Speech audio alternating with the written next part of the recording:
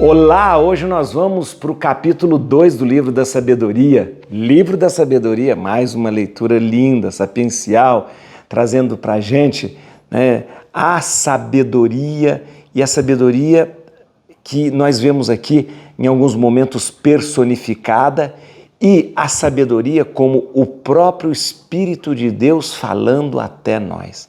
É um livro muito bonito, é um livro próximo, bem próximo à era cristã, eu já te falei, isso aí ele foi escrito por volta do ano 30 antes de Cristo, então é um livro muito próximo. É um livro muito bonito porque trata de temas bastante relevantes e bastante existenciais.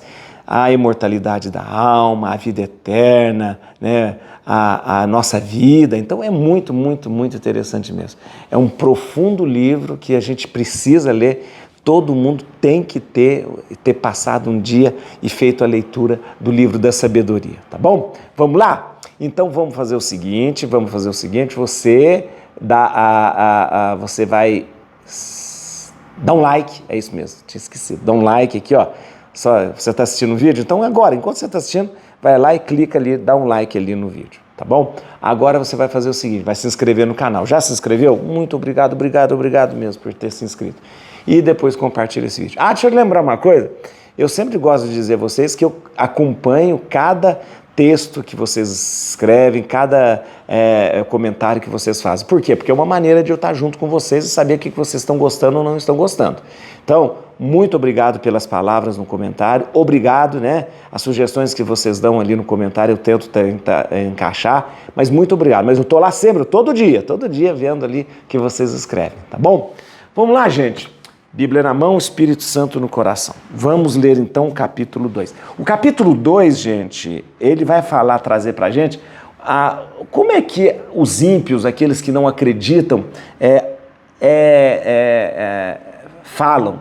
Então, na verdade, eles apresentam uma falsa visão, uma falsa visão sobre a vida, sobre a morte, principalmente sobre a vida. Então, a falsa mentalidade dos ímpios. E depois o Livro da Sabedoria vem descrevendo o que é a verdade. Capítulo 2. Dizem com efeito, nos seus falsos raciocínios, curta é a nossa vida e cheia de tristezas, para a morte não há remédio algum, não há notícia de alguém que tenha voltado da região dos mortos. Um belo dia nascemos e depois disso seremos como se jamais tivéssemos sido. É fumaça a respiração de nossos narizes e nosso pensamento uma centelha que salta do bater de nosso coração. Extinta ela, nosso corpo se torna pó e o nosso espírito se dissipará como um vapor inconsistente. Com o tempo, nosso nome cairá no esquecimento e ninguém se lembrará de nossas obras. Nossa vida passará como os traços de uma nuvem, ela desvanecerá como uma névoa, que os raios do sol expulsam e que seu calor dissipa. A passagem de uma sombra, eis a nossa vida, e nenhum reinício é possível uma vez chegado ao fim, porque o selo lhe é aposto e ninguém volta.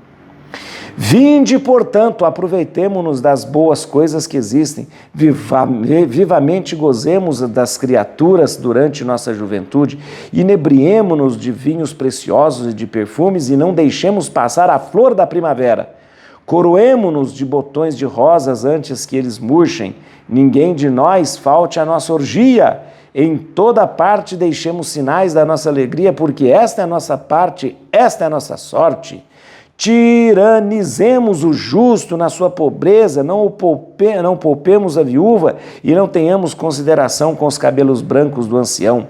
Que a nossa força seja o critério do direito, porque o fraco, em verdade, não serve para nada.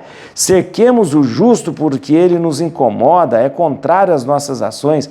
Ele nos censura por violar a lei e nos acusa de contrariar a nossa educação. Ele se gaba de conhecer a Deus e se chama a si mesmo filho do Senhor. Sua existência é uma censura às nossas ideias. Basta a sua vista para nos importunar. Sua vida, com efeito, não se parece com as outras e seus caminhos são muito diferentes. Eles nos têm por uma moeda de mau quilate e afasta-se de nossos caminhos como de manchas. Julga feliz a morte do justo e gloria-se de ter Deus por Pai. Vejamos, pois, se suas palavras são verdadeiras e experimentemos o que acontecerá quando da sua morte. Porque se o justo é filho de Deus, Deus o defenderá e o tirará das mãos dos seus adversários. Provemo-los por ultrajes e torturas, a fim de conhecer a sua doçura e estarmos cientes de sua paciência.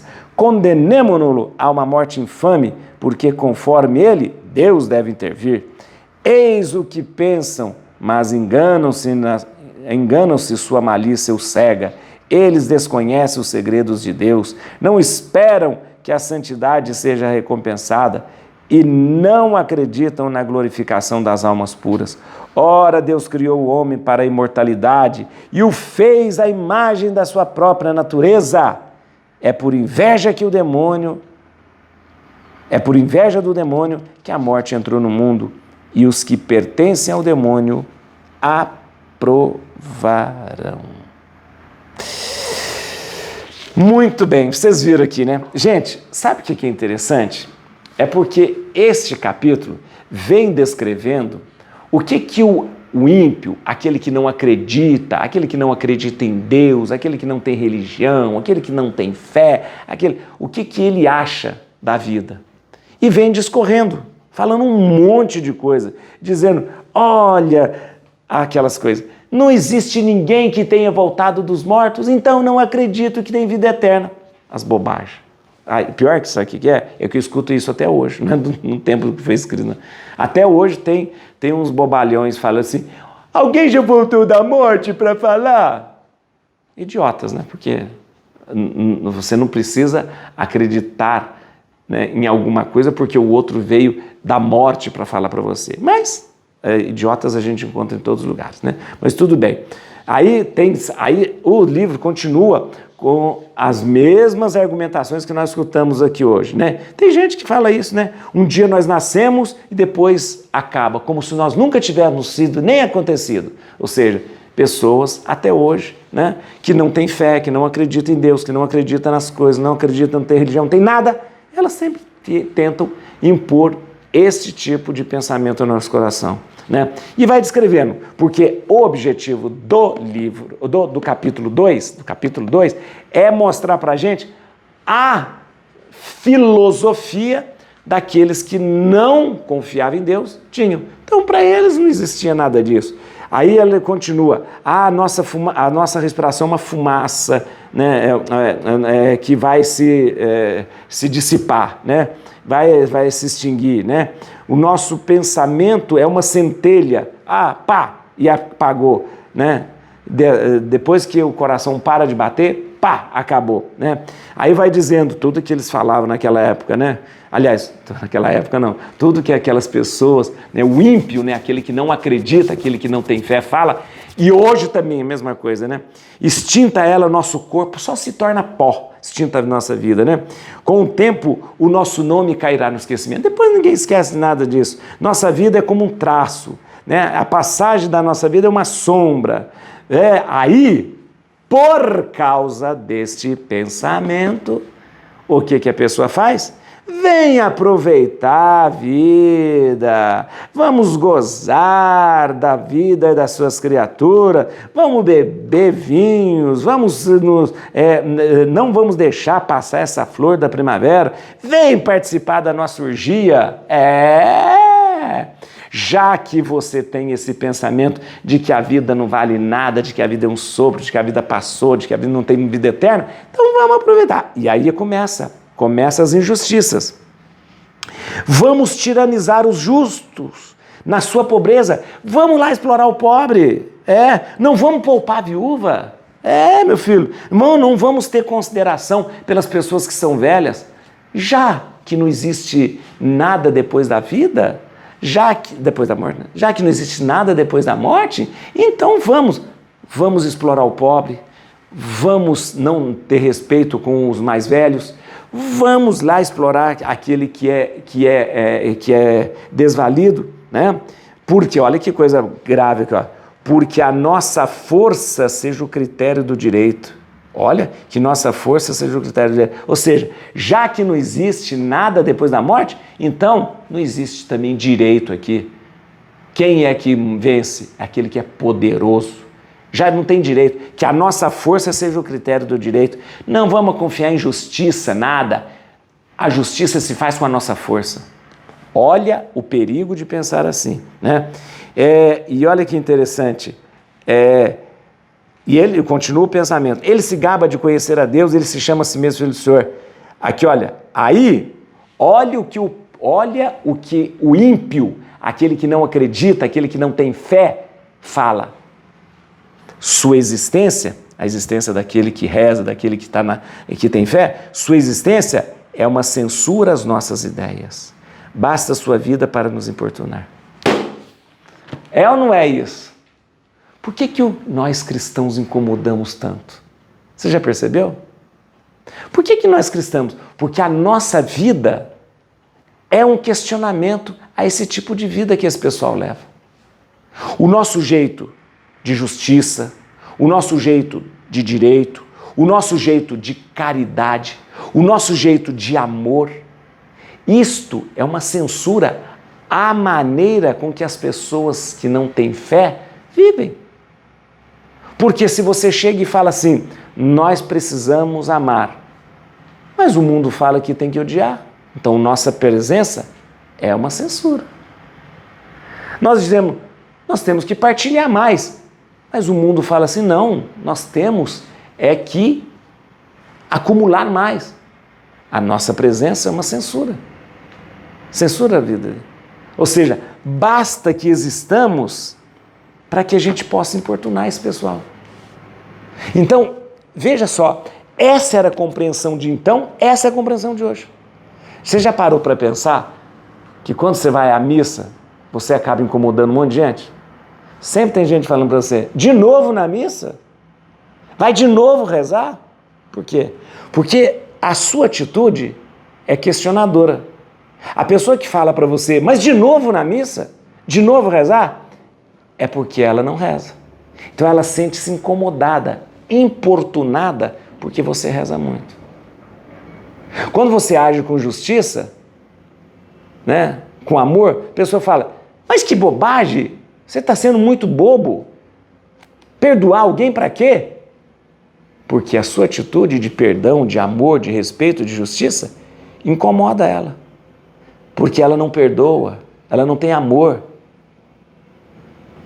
Você sabe que isso é grave. Então, você já percebeu, né? Você já percebeu que a sua atitude de pessoa religiosa sempre é incômodo para outro. Aí eles fazem piada sobre você, chama de carola, de beata, faz piadinha. Por quê? Porque a sua presença, a sua fé incomoda. A sua fé incomoda. Aqui, ó, o livro da sabedoria está falando. A sua fé incomoda. Basta a sua presença para ser uma censura àquilo que ele acredita. Basta a sua vida para importuná-la. Basta a sua vida. E olha, é verdade, é verdade. As pessoas começam a criticar você, às vezes, mas você está rezando demais. Como rezando demais? Rezar demais. É porque ela está rezando de menos, né? Então isso incomoda. Incomoda. Então, eu vou te dar uma dica aqui. Você está incomodando as pessoas? Tá? O seu jeito de ser está incomodando as pessoas? Porque você reza muito, está incomodando? Porque você vai muito à igreja, está incomodando? Porque você tem amor no coração, está incomodando? Está incomodando? Tá? Então, parabéns, você está no caminho certo. Continue assim. Tá bom? Vamos continuar aqui. Olha aqui. Então, olha que interessante. Aí, o capítulo 2 vai descrevendo tudo que eles acreditam que seja seja o certo. Não existe vida eterna, não existe vida depois da morte, é tudo uma bobagem, então vamos aproveitar a nossa vida, vamos explorar o pobre, vamos explorar a viúva, vamos beber, porque não existe nada. Aí, o texto vem dizer para a gente, olha que interessante. 21. Eis o que pensam, os ímpios, né? Mas enganam-se, estão enganados. Sua malícia os cega. De tanta maldade eles são cegos. Eles desconhecem os segredos de Deus. E isso não esperam que a santidade seja recompensada. Sim, a santidade vai ser recompensada. E não acreditam na glorificação das almas puras. E aí, o texto traz uma grande sabedoria que depois é retomada em Romanos capítulo 5. Uma grande sabedoria que é retomada justamente quando se fala do servo sofredor, Jesus como sofredor. Ora, Deus criou o homem para a imortalidade. Meu filho, isto é bíblico. Deus criou o homem para a imortalidade, para ser imortal. E o fez à imagem da sua própria natureza. Opa! Deus o fez à imagem da sua própria natureza. Qual a natureza de Deus? Uma das imortal, eterno. Deus criou o homem para a imortalidade porque o fez à semelhança da sua natureza. A natureza de Deus é ser eterna. Ora, então o homem é eterno. Mas o diabo, que não foi criado à imagem e semelhança de Deus, ficou com inveja.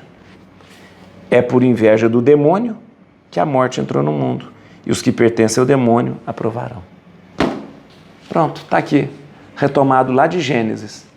O diabo, quando viu que ele não era feito à imagem de Deus, os anjos não são feitos à imagem de Deus. Só o ser humano é feito à imagem e semelhança de Deus. Ficou com inveja e falou, não está certo isso. É quando faz o homem pecar. E perder esta intimidade com Deus. Gente, o livro da sabedoria é muito bonito. Vamos lá que eu quero pegar alguns textos aqui, alguns versículos aqui que são muito importantes. Vamos lá. Muito interessante, gente. Muito interessante. Olha aqui, ó. Muito interessante. Vamos lá. No versículo 2. Versículo 2, você vê aqui, ó. Como é apresentada a vida pelos ímpios? Um belo dia nascemos e depois disso seremos como se jamais tivéssemos sido. É fumaça a respiração dos nossos narizes e em nosso pensamento uma centelha que salta do bater do nosso coração. Sabe como que eles veem a vida? Eles veem a vida como um processo mecanicista. Ou seja, coração bate, eu respiro e o meu cérebro funciona. Isso é a vida. Isso é uma visão mecanicista. Isso não é vida. Vida é o que Deus coloca dentro de nós. Insufla nas nossas narinas o seu hálito e coloca ali o nefesh, ali, hálito de vida ali para viver. Essa vida que os ímpios apresentam é um processo mecanicista.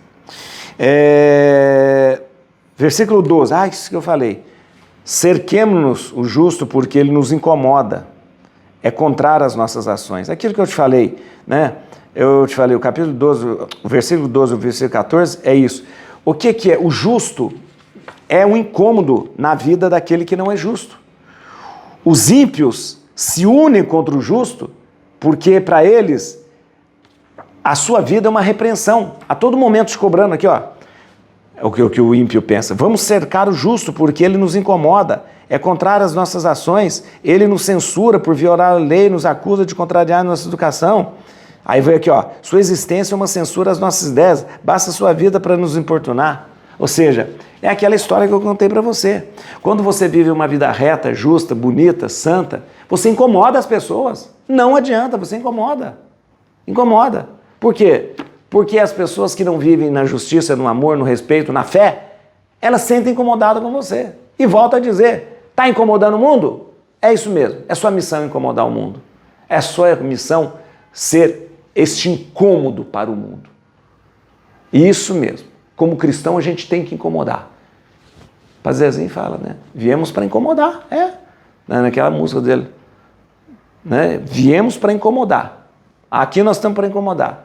Tem que incomodar, sim. Tá bom? E aí, gente, deixa eu te falar uma coisa. Aí do versículo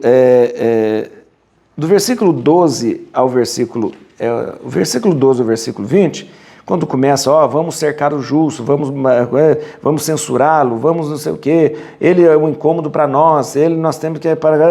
Esse pensamento São os versículos que são usados na paixão, na liturgia da paixão de Jesus, né? O justo, né? O justo se tornou objeto de riso, de escárnio, de deboche e foi levado à morte. Por quê? Porque ele é um incômodo, né? Porque ele é um incômodo. Por que Jesus é levado à morte? Jesus é levado à morte porque a sua presença era uma presença incômoda, né? E chamava a atenção daqueles que não queriam aquilo que Jesus vinha como proposta. Então, na verdade, é essa história de que o mundo, né, a impiedade do mundo não consegue conviver com a justiça daquele que tem uma proposta de paz, de caridade, de amor. Então, é essa ideia que toma conta desse capítulo aqui. E há uma coisa muito interessante, olha que interessante, gente, no versículo 23, explica-se aqui por que, primeiro se explica aqui, por que Deus nos criou e por que há essa coisa da pessoa não acreditar na imortalidade da alma. Veja só, ora, Deus criou o homem para a imortalidade. Sim. Por que Deus criou o homem? Deus criou o homem por amor. Para quê? Para conviver com ele. Ora, Deus é eterno. Se Deus cria o homem para conviver com ele, Deus cria o homem para que ele possa viver para sempre. Ele é imortal. Se Deus é imortal, eterno, ele cria o homem para ele cria para sempre. Para sempre. Ele não nos cria como um brinquedo, né? E aí vem trazendo uma coisa muito interessante. E o fez, o homem e a mulher, à imagem de sua própria natureza, sua própria semelhança. Ora, a natureza de Deus, ela é eterna. Ele fez, ele criou o homem à imagem de sua própria natureza, significa que ele fez o homem muito, segundo a sua natureza, eterno e mortal. Mas logo depois, o que acontece? E isso é repetido por Paulo, é por inveja do demônio, 24, que a morte entrou no mundo. Quem é o demônio? O demônio é um anjo. Um anjo, né? Os anjos não foram feitos à imagem e semelhança de Deus. Os anjos foram criados para servir a Deus. Ora, o anjo, por inveja de que o homem tinha sido criado à imagem e semelhança de Deus, ele então faz o homem pecar para perder a sua imortalidade. Então é por isso que está escrito que o diabo, aqui está escrito que o diabo teria invejado essa vocação do homem à imortalidade. E ele pensa, o que eu faço para tirar e trazer a morte para o homem? Faz o homem pecar, desobedecendo a Deus. O diabo, então, faz o homem pecar para perder a imortalidade.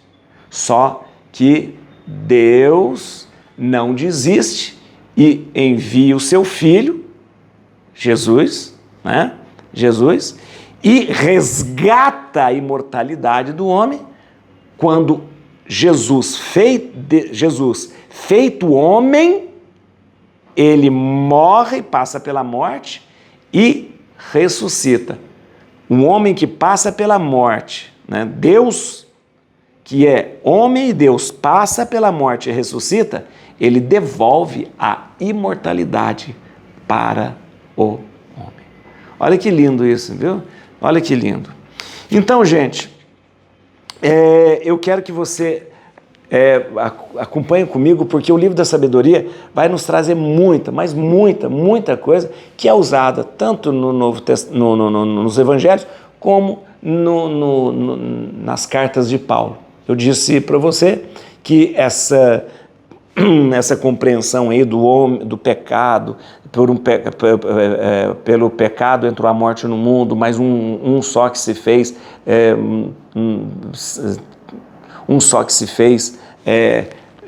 como que chama? Mas aquele, um só homem entrou o pecado no mundo, e pelo pecado a morte, mas por um só homem veio a vida também. Isso é Romanos capítulo 5, tá bom?